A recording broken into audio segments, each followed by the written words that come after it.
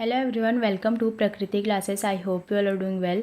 तो फ्रेंड्स, आज के इस क्लास में हम एसएसटी यानी कि जो आपका सामाजिक विज्ञान है उसके बारे में पढ़ेंगे। इसमें हम प्रारंभिक समाज के बारे में पढ़ेंगे, जिसके अंतर्गत जो मानव थे वो किस प्रकार से अपना जीवन यापन करते थे। इसमें हम प्राग ऐतिहासिक काल, नवपाषाण काल, पूरा पाषाण काल और मध्य पाषाण काल, और जैसे कि आग की खोज उन्होंने कैसे की, औजारों का निर्माण कैसे किया, इन सभी के बारे में हम पूरे डिटेल से आज की इस क्लास में पढ़ेंगे। इसके बाद इसके एमसीक्यूज भी सॉल्व करेंगे इसी क्लास में। तो जो भी नए हों वो हमारे चैनल को सब्सक्राइब कर लीजिए, क्योंकि आपको यहाँ बिल्कुल exam oriented free classes provide की जा रही हैं। और बेल आइकन को भी आप प्रेस कर लीजिए, ताकि जिससे जो डेली क्लासेस हो रही हैं उसका नोटिफिकेशन आपको तुरंत मिल सके। ज़्यादा से ज़्यादा आप इसे शेयर कीजिए, जिससे कि आप सभी को फ्री क्लासेस का लाभ मिल सके। और वीडियो पसंद आए तो वीडियो को लाइक, शेयर एंड कमेंट ज़रूर कीजिए। आप हमारे टेलीग्राम चैनल को भी ज्वाइन कर सकते हैं। इसका लिंक आपको डिस्क्रिप्शन बॉक्स में मिल जाएगा। हमने सीडीपी, एसएसटी, हिंदी और कंप्यूटर की क्लासेस भी स्टार्ट कर दी है, तो जिन्होंने भी वो क्लासेस नहीं देखी वो जाकर देख सकते हैं। सभी की प्लेलिस्ट बनी हुई है। तो चलिए आज की क्लास हम स्टार्ट करते हैं। तो हम शुरू करते हैं आज की क्लास। इसमें लिखा गया है कि मानव का प्रारंभिक जीवन जो था वो पूर्णतः प्राकृतिक था। वो प्राकृतिक रूप से अपना जीवन यापन करते थे।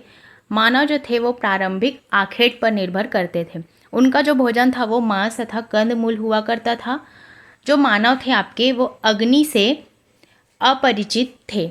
अग्नि से उनका कोई भी परिचय नहीं था। वो बिल्कुल अग्नि के बारे में नहीं जानते थे। उनके पास कोई भी निवास का स्थल नहीं था। उनका जीवन पूर्णतः खाना बदोश व घुमक्कर था। वो घूम घूम कर अपना जीवन यापन करते थे। मनुष्य कृषि तथा पशुपालन से भी परिचित नहीं थे। इसमें आप देख सकते हैं कि वो अग्नि के बारे में नहीं जानते थे, कृषि तथा पशुपालन के बारे में भी नहीं जानते थे, ना ही उनके पास कोई निवास का स्थल था।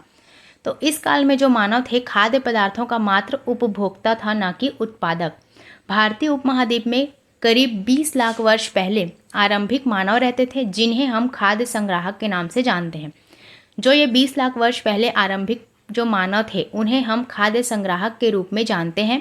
उनका जीवन बिल्कुल प्राकृतिक था। वे आखेट पर निर्भर करते थे। उनका जो भोजन था वो प्रायः मांस, फल फूल हुआ करते थे। उनका कोई स्थान निवास नहीं था। आदि युग में जो मानव थे कृषि कार्य व पशुपालन से परिचित नहीं था। यही सभी पॉइंट्स इसमें लिखे गए हैं। आगे हम देखेंगे जो आरंभिक मानव थे उनमें और भी कुछ चीज़ें लिखी गई हैं कि खाद्य संग्राहक समुदाय के लोग भोजन व पानी की तलाश में तथा मवेशियों के लिए चारे हेतु एक जगह से दूसरी जगह पर भ्रमण करते थे, जिनका हम वर्णन निम्नानुसार से देखेंगे। जो वो भोजन व पानी की तलाश में जो मवेशियों के लिए चारे हेतु एक से दूसरी जगह पर वो अपना भ्रमण करते रहते थे, इसीलिए उन्हें घुमक्कड़ प्रजाति भी कहा गया। इसमें सबसे पहला पॉइंट आप देखेंगे कि मानव का जो आरंभिक मानव थे उनके बारे में लिखा गया है द अर्लीस्ट ह्यूमन। भोजन के लिए वो शिकार पर निर्भर थे। उनका भोजन जो निर्भर था बिल्कुल पूरी तरह से वो शिकार पर निर्भर था। अतः उन्हें अपना शिकार के लिए एक जगह से दूसरी जगह जाना पड़ता था। इसीलिए उनकी जो प्रजाति थी उसे घुमक्कड़ प्रजाति कही जाती थी। अगर वे ज़्यादा दिनों तक एक ही जगह पर रहते तो वो आसपास के जानवर, पौधों, फलों को खाकर समाप्त कर देते। अतः उन्हें दूसरी जगह पर भोजन की तलाश में जाना पड़ता था। पेड़ों और पौधों में अलग अलग मौसम में कई फल फूल आते हैं। अतः उपयुक्त मौसम के अनुसार लोग उनकी तलाश में अन्य स्थानों पर घूमते थे। पुरातत्वविदों को कुछ ऐसी वस्तुएं मिली हैं जिनका निर्माण और उपयोग शिकारी खाद्य संग्राहक के रूप में करते थे। तो ये सभी चीज़ें आरंभिक मानव के बारे में लिखी गई हैं। और जो आपके आरंभिक मानव थे उन्होंने अपने काम के लिए पत्थरों, लकड़ियों और हड्डियों के औजारों का निर्माण किया था। इसी समय से जो मानव थे उन्होंने पत्थर, लकड़ी और हड्डी इनके औजारों का निर्माण किया। इनमें से जो पत्थर के औजार हैं वो आज भी बचे हुए हैं। इनमें से कुछ औजारों का उपयोग फल फूल काटने, हड्डियाँ, मांस काटने तथा पेड़ों की छाल और जानवरों की खाल उतारने के लिए किया जाता था। वो इन्हीं सभी औजारों का इस्तेमाल करके अपने भोजन का निर्माण करते थे, जिस प्रकार से वो फल फूल तथा मांस को काट कर अपने भोजन का निर्माण करते थे। नेक्स्ट इसमें लिखा गया है कि कुछ औजारों के साथ हड्डियों या लकड़ियों के मट्टे लगाकर भाले और बाण जैसे हथियार बनाए जाते थे। कुछ औजारों से लकड़ियां काटी जाती थी। लकड़ियों का उपयोग ईंधन के साथ साथ तथा झोपड़ियों और औजार बनाने के लिए भी किया जाता था। नेक्स्ट हम देखेंगे आरंभिक मानव का जो निवास स्थल था। आरंभिक मानव पूरा स्थलों में रहते थे। पूरा स्थल उस स्थान को कहते हैं जहां औजार, बर्तन और इमारतों जैसी वस्तुओं के अवशेष मिलते हैं। ऐसी वस्तुओं का निर्माण लोगों ने अपने काम के लिए किया था, बाद में वे उन्हें छोड़कर चले गए। ये औजार जो होते हैं वो ज़मीन के ऊपर, अंदर, कभी कभी समुद्र और नदी के तल में भी पाए जाते हैं। तो इस प्रकार से जो इनका था वो उनका निवास स्थल था। अब इनका निवास स्थल कहाँ पर था ये भी आप देखेंगे। तो भीमबेटका, हुंसगी एवं कुरनूल गुफाएं, ये आपके एग्जाम में पूछा गया क्वेश्चन है और ये आगे भी आ सकता है, तो ये सभी पॉइंट्स आप याद रखेंगे। जो भीमबेटका, हुंसगी और जो कुरनूल की गुफाएं हैं वो भारत में ऐसे पूरा स्थल हैं जहां पर शिकारी खाद्य संग्राहकों के होने के प्रमाण मिले हैं। जो इनके शिकारी खाद्य संग्राहक हैं उनके होने के प्रमाण आपको भीमबेटका, हुंसगी एवं कुरनूल की गुफाओं में मिले हैं। इनके अलावा भी और कई स्थानों पर शिकारी खाद्य संग्राहक रहते थे। कई पूरा स्थल नदियों और झीलों के किनारे पर पाए गए हैं। तो ये पॉइंट आप याद रखेंगे। नेक्स्ट इसमें लिखा गया है कि भीमबेटका आधुनिक मध्य प्रदेश में स्थित आवासीय पूरा स्थल है। अभी भीमबेटका आपको कहाँ देखने को मिलेगा? तो ये आधुनिक जो मध्य प्रदेश है हमारा, वहाँ आपको भीमबेटका देखने को मिलेगा, जहाँ आदि मानव रहते थे। साथ ही यहाँ गुफाओं और कंदराओं में भी वे इसलिए रहते थे क्योंकि उन्हें बारिश, धूप और हवाओं से राहत मिलती थी। ऐसी प्राकृतिक गुफाएं विंध्य और दक्कन के पर्वतीय इलाकों में मिलती हैं, जो नर्मदा घाटी के पास है। यह पॉइंट भी आप याद रखेंगे कि ऐसी जो प्राकृतिक गुफाएं हैं वो आपके विंध्य और दक्कन के पर्वतीय इलाकों में मिलती है, जो कि है आपकी नर्मदा घाटी के पास। तो ये और ये पॉइंट आप याद रखेंगे, इससे आपके एग्जाम में क्वेश्चंस बने हैं और आगे भी बन सकते हैं। अब हम पाषाण औजारों का निर्माण उसके बारे में देखेंगे। जो पाषाण उपकरणों के बारे में दो तरीक़ों से बनाया जाता था। जो आपके पाषाण उपकरण हैं उन्हें प्रायः दो तरीक़ों से बनाया जाता था। पहला है आपका पत्थर से पत्थर को काटना, यानी कि जिस प्रकार से पत्थर से कोई औजार बनाना होता था उसे एक हाथ में लिया जाता था और दूसरे हाथ से एक पत्थर का हथौड़ी जैसा इस्तेमाल होता था। इस तरह आघात करने वाले पत्थर से दूसरे पत्थर पर शल्क निकाले जाते थे तथा वांछित आकार वाला उपकरण न बन जाए। जब तक कोई उपकरण न बन जाए तब तक उसे एक दूसरे पर शल्क निकालने के लिए उसका इस्तेमाल किया जाता था। एक दूसरे को आपस में रगड़ कर वो एक औजार बनाते थे। नेक्स्ट है आपका दबाव शल्क तकनीक। दूसरे तरीके से दबाव शल्क तकनीक कहा जाता है। जो आपका दूसरा तरीका था उसे आप दबाव शल्क तकनीक के रूप में जानते हैं। इसमें यह लिखा गया है कि इसमें क्रोट को एक स्थिर सतह पर टिकाया जाता था और इस क्रोट पर हड्डी या पत्थर रखकर उसे हथौड़ी नुमा पत्थर से शल्क निकाले जाते थे, जिससे वांछित उपकरण बनाए जाते थे। तो इस प्रकार से वो अपने उपकरण बनाते थे। नेक्स्ट इसमें देखेंगे कि आग की खोज। जो आपका प्रारंभिक समाज था उस वक्त जो मनुष्य थे उन्हें आग के बारे में नहीं पता था, किसी भी औजार के बारे में नहीं पता था। लेकिन जो धीरे धीरे जब इसका विकास हुआ तब जो आपके आरंभिक समय के जो मानव थे उन्हें आग के बारे में पता चला, औजारों के बारे में पता चला, विभिन्न प्रकार के खाने की चीज़ों के बारे में पता चला। तो धीरे धीरे उनमें ये सारी जो चीज़ें हैं वो विकसित होने लगी। इस प्रकार से आप देख सकते हैं कि आधुनिक आंध्र प्रदेश स्थित कुरनूल की गुफा में राख के अवशेष मिले हैं। इसका मतलब यह है कि आरंभिक लोग आग जलाना सीख गए थे। ये भी पॉइंट आप याद रखेंगे कि आंध्र प्रदेश में जो स्थित कुरनूल की गुफा है वहाँ राख के अवशेष मिले हैं, मतलब कि उस टाइम में लोग आग जलाना सीख गए थे। नेक्स्ट है आग का प्रयोग, जैसे प्रकाश के लिए, मांस पकाने के लिए और खतरनाक जानवरों को दूर भगाने के लिए आदि के लिए किया जाता था। मानव को आग की जानकारी निम्न पूरा पाषाण काल में हुई, परंतु आग का उपयोग नव पाषाण काल में शुरू हुआ। यहाँ पर आप पॉइंट नोट करेंगे कि मानव को जब आग की जानकारी हुई, आग की जानकारी उन्हें पूरा पाषाण काल में हुई, लेकिन जब उनका उपयोग करना उन्होंने शुरू किया वो था आपका नव पाषाण काल युग। इस प्रकार से आप सभी पॉइंट्स इसमें याद रखेंगे। अब हम देखते हैं भाषा एवं कला के बारे में। जो होमो हैबिलिस थे, सबसे पहले बोलने वाले लोग थे। ये प्रजाति आप याद रखेंगे। जो आपके होमो हैबिलिस थे उन्होंने सबसे पहले बोलने का जो शुरुआती दौर था वो विकसित किया। बोली जाने वाली भाषा और कला का विकास लगभग 40,000 से 35,000 वर्ष पूर्व हुआ था। इसमें लिखा गया कि आरंभिक मानव ने अपनी कलात्मक क्षमता का प्रयोग शैल चित्रकला के रूप में किया। ये पॉइंट भी आप याद रखेंगे। जिन गुफाओं में आरंभिक मानव रहते थे उनमें से कुछ की दीवारों पर चित्र मिले हैं। इन चित्रों ने कुछ सुंदर उदाहरण मध्य प्रदेश और दक्षिणी उत्तर प्रदेश की गुफाओं से प्राप्त हुए हैं। ये भी पॉइंट आप याद रखेंगे। इन चित्रों में जंगली जानवरों का सजीव चित्रण किया गया है। तो उस टाइम जो भाषा और कला का विकास भी धीरे धीरे हो रहा था। अब हम पढ़ेंगे प्राग ऐतिहासिक काल के बारे में। ज़्यादा से ज़्यादा ये सभी वीडियोस आप शेयर कीजिए जिससे कि सभी को पढ़ने में इसका लाभ मिले, क्योंकि यहाँ बिल्कुल फ्री क्लासेस प्रोवाइड की जा रही हैं। तो आप कमेंट करके भी ज़रूर बताइए कि आपको क्लासेस कैसी लग रही है। अगर कोई इम्प्रूवमेंट की ज़रूरत है तो वो भी आप बताइए, हम निश्चित रूप से उसका हल निकालेंगे। तो इसमें आगे लिखा गया है कि पुरातत्व शास्त्रियों ने प्राग ऐतिहासिक काल द प्री हिस्टोरिक पीरियड के लिए कई नाम दिए जिनको युग कहा जाता है, जो निम्नलिखित हैं। जो आपके प्राग ऐतिहासिक काल हैं उनमें भी 3 प्रकार के काल शामिल हैं, तो उन्हें ही हम देखेंगे। सबसे पहले हम देखेंगे पूरा पाषाण काल। पूरा पाषाण काल के अंतर्गत लिखा गया है कि पूरा पाषाण ग्रीक शब्द पेलियो और लिथिक से मिलकर बना है। जहाँ पेलियो का मतलब होता है पुराना, वहीं लिथिक का मतलब होता है पत्थर। मतलब कि इसका अर्थ हुआ पुराने पत्थर से जिसका निर्माण हुआ है वो है आपका पूरा पाषाण काल। और ये 2 मिलियन वर्ष से लेकर 12,000 वर्ष तक की अवधि को पूरा पाषाण काल कहा जाता है।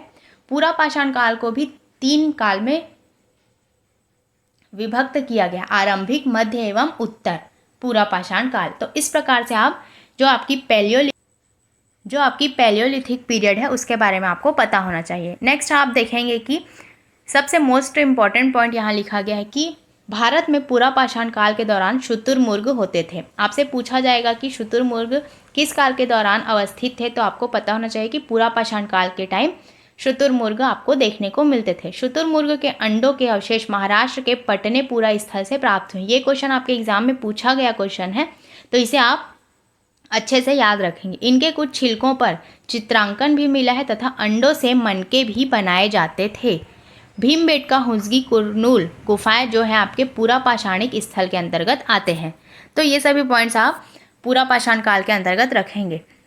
आप कमेंट करके ज़रूर बताइए कि अगर आपको थ्योरी अच्छी लग रही है तो हम थ्योरी कराएंगे, नहीं तो अगर आप MCQs बस बोलेंगे तो हम MCQs की क्लासेस ही लेकर आएंगे। आप बता देंगे कि आपको थ्योरी भी चाहिए या सिर्फ MCQs, तो उस प्रकार से हम क्लासेस को कंटिन्यू करेंगे।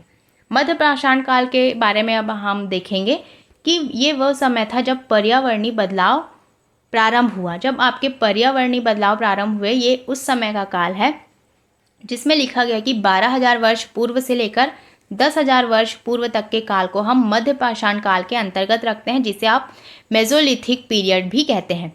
इस काल में औजार प्रायः छोटे हुआ करते थे, जिसको हम सूक्ष्म पाषाण काल का उपकरण भी कहते हैं।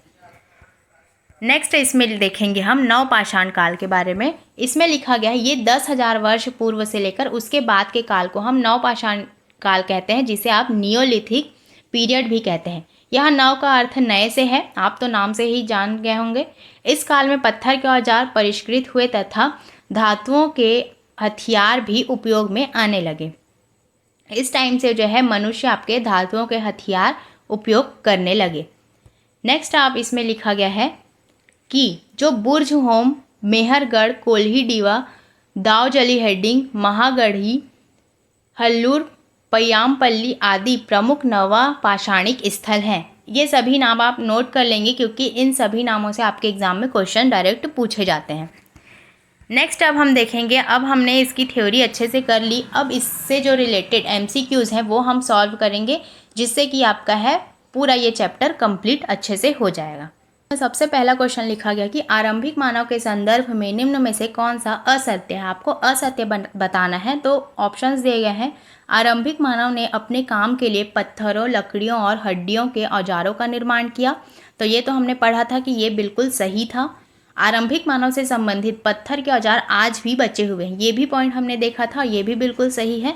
सी में लिखा गया कि कुछ औजारों के साथ हड्डियों तथा लकड़ियों के मुट्ठे लगाकर भाले और बाण जैसे हथियार बनाए जाते थे। तो ये सभी पॉइंट्स सही हैं और इसमें असत्य पूछा गया है, तो इसका जो सही आंसर हो जाएगा ऑप्शन नंबर डी, क्योंकि ये सभी सत्य हैं और असत्य इसमें कोई भी नहीं, इसीलिए ऑप्शन नंबर डी इसमें सही हो जाएगा। नेक्स्ट क्वेश्चन हम देखेंगे कि निम्न कथनों पर विचार कीजिए। प्रारंभिक जो आपके भारतीय उपमहाद्वीप में 20 लाख वर्ष पहले आरंभिक मानव रहते थे, जिन्हें हम खाद्य संग्राहक के नाम से जानते थे। आमतौर पर आरंभिक मानव खाने के लिए जंगली जानवरों का शिकार करते थे। उपरोक्त में से कौन सा सही है, ये आपको बताना है। तो ये जो दोनों हैं वो दोनों ऑप्शन इसमें सही हो जाएंगे। तो इसका जो सही आंसर होगा वो ऑप्शन नंबर सी हो जाएगा। ए और बी दोनों सही हैं। नेक्स्ट क्वेश्चन आप देखेंगे, इसमें से भी कौन सा सही है ये पूछा गया है। तो ऑप्शंस इसमें दिए गए हैं कि आरंभिक मानव पूरा स्थलों में रहते थे, तो ये बात बिल्कुल सही है। बी में लिखा गया है कि पूरा स्थल उस स्थान को कहते हैं जहां औजार, बर्तन और इमारतों जैसी वस्तुओं के अवशेष मिले हैं, तो ये भी इसमें बिल्कुल सही हो जाएगा। तो इस प्रकार से आप देखेंगे कि ए और बी जो हैं दोनों सही हैं। नेक्स्ट इसमें लिखा गया है भीमबेटका के बारे में आपको बताना है। जो भीमबेटका है आधुनिक मध्य प्रदेश में स्थित है, ये हमने देखा था और ये बिल्कुल सही है। यहाँ स्थित गुफाओं और कंदराओं में आदि मानव भी निवास करते थे, तो ये इसका भी सही आंसर ए और बी दोनों हो जाएगा। तो दोनों इसमें कथन सही दिए गए हैं। नेक्स्ट हम देखेंगे पाषाण औजारों के निर्माण के बारे में कौन सा सही है, ये आपको बताना है। तो पाषाण उपकरण का निर्माण 2 प्रकार से किया जाता था, तो ये पॉइंट बिल्कुल सही है। और पहला पत्थर को पत्थर से टकराना तथा दूसरा दबाव शल्क तकनीक से था। तो इसमें से भी ये दोनों ऑप्शन बिल्कुल सही हो जाएंगे, क्योंकि जो पाषाण उपकरण का निर्माण 2 प्रकार से किया जाता था और जो दोनों प्रकार यहाँ पर लिखे गए हैं कि पत्थर को पत्थर से काटना तथा दूसरा दबाव आपका होता है दबाव शल्क तकनीक, तो ये दोनों ऑप्शन बिल्कुल सही हो जाएंगे। नेक्स्ट हम देखेंगे क्वेश्चन नंबर 6, आग की खोज के संदर्भ में निम्न कथनों में से कौन सा सत्य है। ऑप्शंस इसमें दिए गए हैं। आधुनिक आंध्र प्रदेश स्थित कुरनूल गुफा में राख के अवशेष प्राप्त हुए हैं। आरंभिक लोग आग जलाना सीख गए थे। मानव को आग की जानकारी निम्न पूरा पाषाण काल में हुई, या उपरोक्त सभी। तो इसका आंसर भी उपरोक्त सभी हो जाएगा। ये जो सभी ऑप्शंस हैं वो बिल्कुल इसमें सही हैं। अब नेक्स्ट क्वेश्चन हम देखेंगे कि भी आपको सत्य कथन बताना है। तो भारत में जो पूरा पाषाण काल के दौरान शुतुरमुर्ग होते थे, ये कथन बिल्कुल सही है। और शुतुरमुर्ग के जो अंडों के अवशेष थे वो महाराष्ट्र के पटने पूरा स्थल से प्राप्त हुए थे। तो ये दोनों पॉइंट्स बिल्कुल सही हैं, तो ए और बी दोनों इसमें सही हो जाएंगे।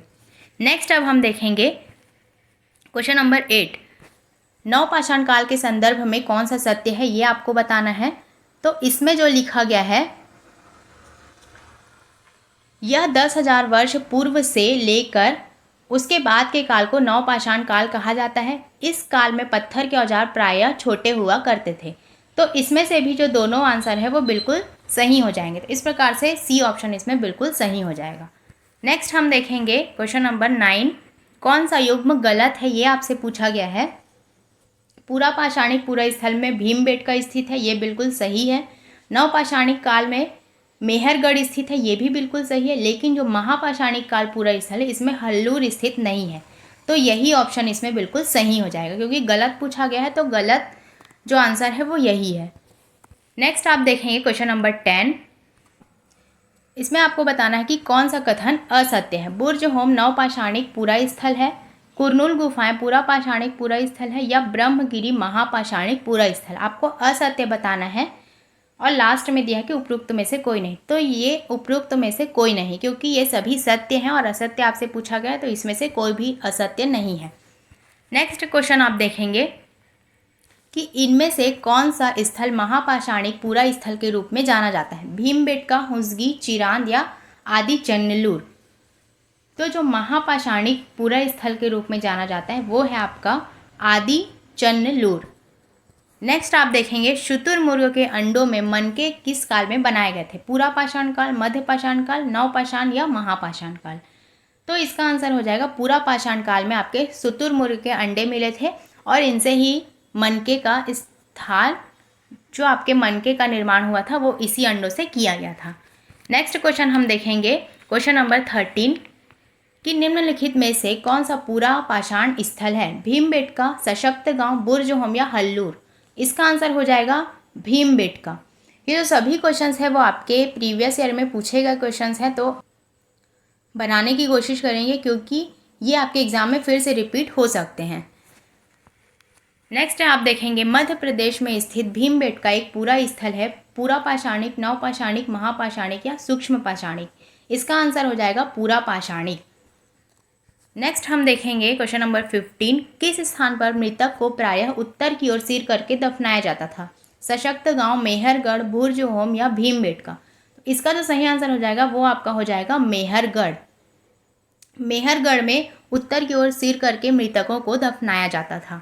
नेक्स्ट क्वेश्चन हम देखेंगे क्वेश्चन नंबर 16, मनुष्य ने कुछ क्षेत्रों में लगभग 8000 वर्षों पूर्व पहले गांव में रहना आरंभ किया। निम्नलिखित में से वो कौन सा क्षेत्र है, ये आपको बताना है।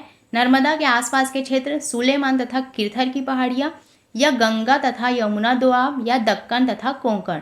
इसका जो सही आंसर हो जाएगा वो हो जाएगा ऑप्शन नंबर बी, सुलेमान तथा किरथर की पहाड़ियों में जो मनुष्य थे वो 8000 पहले रहना शुरू किया था उन्होंने, 8000 वर्ष पहले। नेक्स्ट क्वेश्चन आप देखेंगे क्वेश्चन नंबर 17, निम्नलिखित में से कौन सा आखेटक खाद्य संग्राहक के एक स्थान से दूसरे स्थान की ओर घूमने रहने का कारण नहीं था?